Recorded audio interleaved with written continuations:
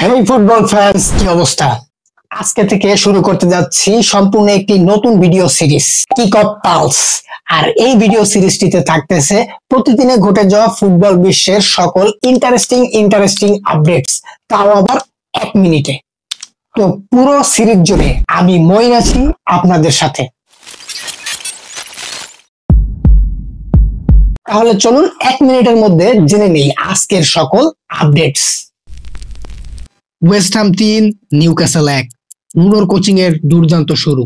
Man city 3, বার্নমাউথ 1। Haaland আবার ফিরল তার পুরনো ছন্দে। Celtic 3, rangers 1।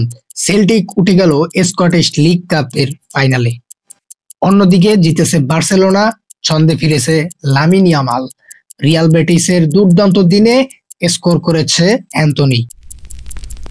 ইনজুরিতে জরাজীর্ণ আর্সেনালের বড় দুশ্চিন্তা, গ্যাব্রিয়েল মার্টিনেলি ও ভিক্টর গিয়োকারেস আহত। মার্টিন ওডেগার্ড হাঁটুর ইনজুরিতে নভেম্বরের মাঝামাঝি ফেরার সম্ভাবনা। নিউক্যাসলের টিনো লিব্রেমেন্তো 6 থেকে 8 সপ্তাহের জন্য চলে গেলেন মাঠের বাইরে। লা লিগার টেবিলের শীর্ষে অবস্থান করছে রিয়াল মাদ্রিদ, ইপিএল এ আর্সেনাল, বুন্দেসলিগার টেবিলের শীর্ষে আছে বায়ার্ন মিউনিক, সৌদি প্রো লিগের টেবিল টপার বর্তমানে আল নাসর এবং এমএলএস এর টেবিলের শীর্ষে আছে ফিলাডেলফিয়া। আজকের মতো এই পর্যন্তই, দেখা হচ্ছে কিক অফ পালসের পরবর্তী এপিসোডে।